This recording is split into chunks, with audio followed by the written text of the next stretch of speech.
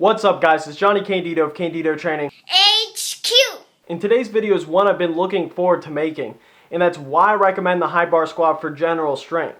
Now I want to make it clear what I'm doing. I'm comparing the high bar squat versus the low bar squat and versus the front squat. Okay, so firstly I'm going to compare the high bar versus the low bar squat. And that gets into another point I want to say up front, is the fact that this is general advice. And if you've tried the low bar and high bar squat and you simply are more comfortable with it lower on your back, on your rear delts, and you progress faster with that and you don't get injured, then just do that squatting style. I'm not one of those people who believe that theory is all that matters and personal experience is irrelevant. Everybody's built differently. There are so many factors that realistically you can't even get it all down correctly in theory. There's so many different things when it comes to actually putting it into practice. So if you feel better, like I said, if you feel better low bar, just keep doing it. However, of course, I do have a line of reasoning for why I personally recommend the high bar squat over the low bar squat. Now, first I want to establish what exactly we're looking for when we choose an exercise. The first is the ability to progressively overload. And this is why things like squats and deadlifts and the bench press, maybe overhead press, basic compound lifts are so effective, and they're always the main focus of any good strength program, rather than Bosu ball squats or all unilateral movements, because it's just simply easier to progressively overload, and the high bar and low bar squat are matched in this. The second point is safety, and I'll get into this with the high bar versus low bar, why I personally believe the high bar is actually a little bit safer. And then the third point is range of motion.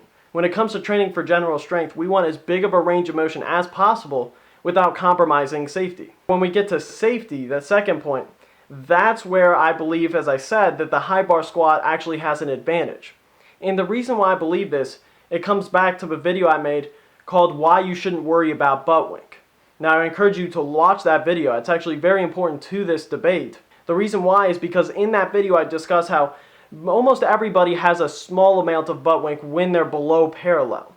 However, the title of the video shouldn't fool you. I say why you shouldn't worry about butt wink because a lot of people are obsessed about a tiny amount. I think some small degree of spinal flexion is not the end of the world, and I don't think that you should obsess about it.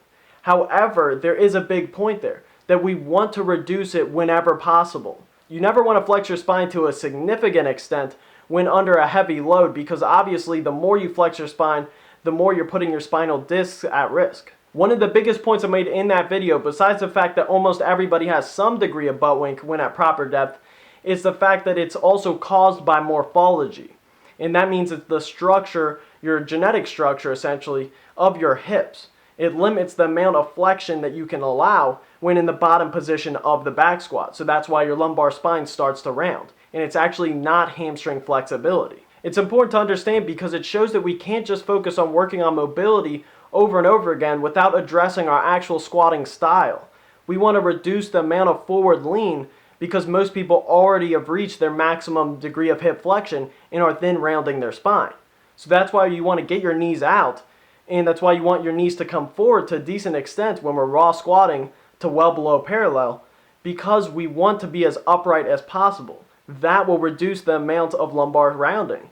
And that's what happens is when you have a high bar squat, obviously you're allowed to stay more upright because you don't have to lean as far forward to keep your balance. Now I do want to point out that you are giving yourself a leverage advantage for your lower back with the low bar squat, because obviously it shortens the lever by being lower on your back. However, that's assuming the same degree of forward lean. So of course you then have to lean more forward in the low bar squat, as I said.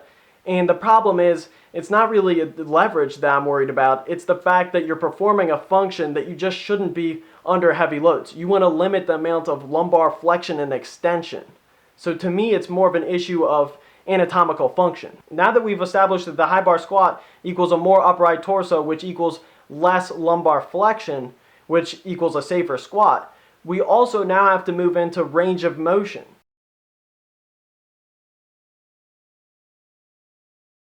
However, there's a huge problem with this argument, and it's from what I've already established. The fact that most people have some slight degree of lumbar flexion once at below parallel with a high bar squat, then if you switch to low bar, you're not increasing hip extension at all. That is actually just not true.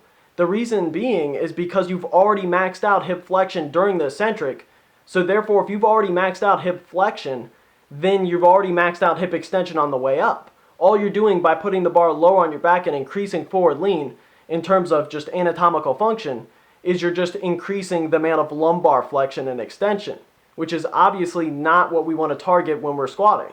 So simply put, the low bar squat does not actually train your hips through a greater range of motion than the high bar squat at all for most people. Now I do want to make it clear that I'm not talking about which is technically more hip dominant, because then for that argument we'd have to get into nuances that quite frankly would just go back and forth and there's no clear-cut answer. You could argue the low bar squat is still more hip dominant because you're more leaning more forward out of the hole after you flex and extend your spine. However, then on the high bar squat, you could argue since you're flexing and extending your spine less coming out of the hardest position to be in, which is the bottom of the squat, that you're actually using your glutes more effectively out of the bottom. And personally, I feel my glutes firing more with a high bar hybrid stance, which is wider and just going to just below parallel, than even with the low bar squat.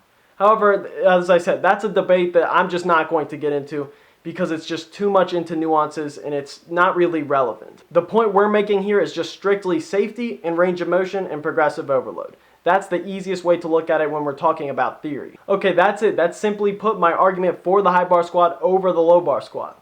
That it's safer, assuming everything else is the same mechanically speaking, that you will have a more upright position, which reduces the amount of lumbar flexion and extension in the squat. And then also the second point is that the range of motion of hip extension is exactly the same for most people.